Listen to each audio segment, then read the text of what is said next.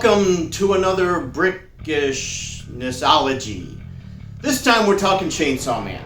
Chainsaw Man is a Japanese manga and animated series. It's pretty violent, and the language is definitely not for kids. Anyway, there is a brick kit, and since I like Chainsaw Man, I thought I'd get it and build it. It is 240 pieces for ages 6 and up, which is pretty funny, considering the language and violence of the manga and animated series. Compare that with the suggested age for the Lego kit of Wolverine's adamantium claws, which is 18. Go figure. So anyway, to make things interesting, I will try to build this with the Chainsaw Man figure balanced precariously on my head. Oh, the things I do for art. Let's have some fun.